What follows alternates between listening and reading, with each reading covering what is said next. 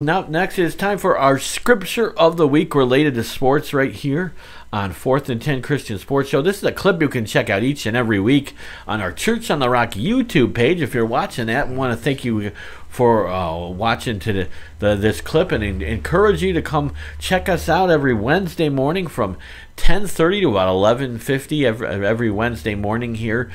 We are live with the 4th and 10 Christian Sports Show. We just finished up with a profile on a forward basketball player from Grand Canyon named Gabe McLaughlin, and he was talking about a verse then in Matthew, and we're going to actually use that as our scripture a week about putting our treasures not in the things of this world but in heaven, and that's Matthew 6 verse 19 through 21. We're going to talk about a little about that for the next couple minutes here as our scripture of the week related to sports, and as we kind of move into that here.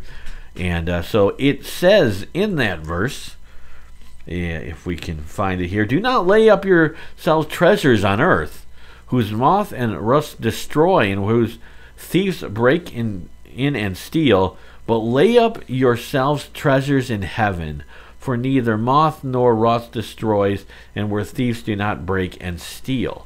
Now, just kind of saying in that vein, so and then it says, for where your treasures is, there your heart will be also. So your heart is where your treasures is. What's important to you is what you're going to, spend time doing. Like, to me, I love March Madness. So March Madness to me is important to me. I every single year I take off the Thursday and Fridays of the NCAA tournament and use my vacation time because to me, watching the NCAA tournament is more exciting than going and laying on the beach in South Carolina. And most people, that's not true, but that's a fact. That's general fact. True, people. I'd rather go watch a basketball tournament than go, sit and do nothing in the sun. Yeah. Just not me.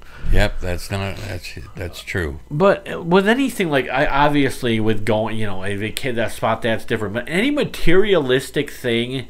They only last so long. Even a Bible, like whether it's a Bible, it could be a record. I'm a big record guy. It's just a materialistic thing. It can't last. Eventually, it wears, or if you've seen like a newspaper from maybe like the 30s or 40s, it like turns yellow because of wear, and it doesn't last forever. But when we put our focus on eternity, we're focusing on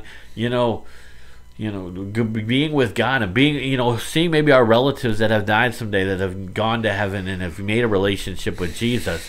I heard this story this week about a woman that, she was getting ready. It was actually, I was watching a wrestling documentary. It was about Sergeant Slaughter, and his mom was about to die, and he was sitting there with his mom, and his mom said she saw a white light and something, and kind of like drawing her there, and Sergeant Slaughter, who I forget his real name, but he told his mom to go follow the white light. It's time to go. He said, we'll be okay here.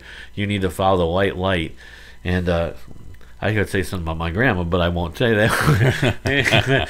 But that white light, go follow the white light. Go follow the white light. It's time to go see your relatives. Go see the people you haven't seen in years. Your treasures should be in heaven, not here on earth.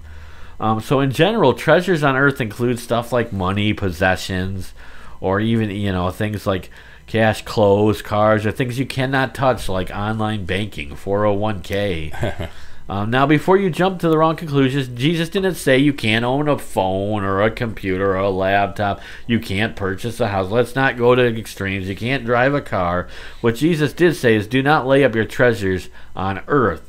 Enjoy them while you're here, but when it's time to go to heaven, it's time to go to heaven. Cash in your chips. Stop focusing on, accumulating money and things that set your heart pursuing treasures in heaven, which leads us to the next question. So what are treasures in heaven? There's a tendency to think that treasures in heaven only refer to tithing to the Bible, sharing with others, and bringing a generous person. This is an element of truth. There's an element of truth to that. We see this emphasis in several places in the Bible, including when Jesus encouraged his followers to sell their possessions and give to the needy in Luke 12:32 and 33, or when Jesus asked people to give to others who cannot repay them in Luke 13 and 14. In these two examples above, Jesus references treasures in heaven and being repaid when he returns. So what you see storing up treasures in heaven does not include giving to your local church, nonprofits, or those in need. But that's not all. Treasure in heaven does include those things. There may be laying up treasure in heaven that gave away money possession. It also includes living on God's glory and the good of others. Let me explain. The Bible refers to many Christians that can store up treasures in heaven or rewards, including faithfully enduring persecution, loving your enemies as much as yourself, praying in secret, praying into God with people, not to be seen, but praying to God and having a relationship with Him and talking to God, serving the Lord and His people. For these few examples, we see rewards are also associated with living and loving like Jesus. So what's the bottom line, you ask? Real wealth is obtained by investing in treasures in heaven. You are eternally rewarded when you give, you pray and fast in private, you forgive somebody that maybe have wronged you, you share the gospel of Jesus Christ, you love your enemies, you endure insults and persecutions. When it comes to the rewards, the greatest reward every follower of Christ will receive is this: seeking God face to face. If you desire to follow Christ, do you live a life for Him because of what He can do for you, or do you live for Him because you can be with Him? The question really gets to the heart of the matter, which leads us to the final question: do you treasure Jesus? Before you roll up your sleeves and start to making deposits into your eternal ledger statement, hang tight. There's one more thing you need to know. In this passage, you never hear Jesus say, go to work. But what you do hear Jesus say is, for those who treasure this, your heart will be also. Like an experienced doctor who can diagnose the source of an ailment, Jesus knows our struggles and issues of the heart, not what we do, but don't do. This is why Jesus connected His command to stop laying up our treasures and store up our treasures in heaven to the heart. He knows that what we value is reflected in how we live.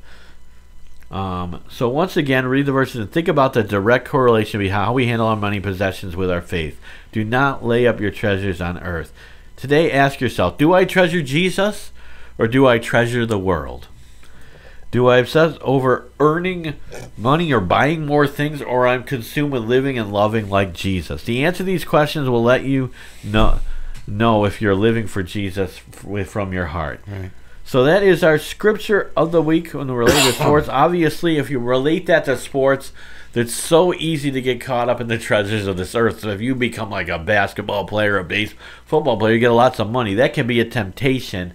But are they taking that money? Are they giving it to charity? Are they helping other with the money they got? Are they being good stewards of their money? Or are they hoarding it? Are they taking it and buying like 17 cars? You want to put your treasures in heaven, and you want to have the right focus. Even if you make a lot of money, it doesn't matter whether you make. It doesn't really matter if you make $100 a week or you make $100 million a week. It matters how you steward that money. It matters how you look at it, and it doesn't have to have money. Is not the root of all evil. The love of money, that's right, is the root of all evil. Meaning the love of money and taking money, and you got to have money, and everything's about making money and nothing, and working and doing all this stuff. That's not what it's about. It's about taking money and being a good steward of the money and blessing people that need your help. Right. So that is our scripture of the week related to sport. We're going to take a quick break, and when we come back, we're going to break down the women's ACC basketball tournament, which starts today. Thanks again for listening to 4th and 10. We'll be right back right after.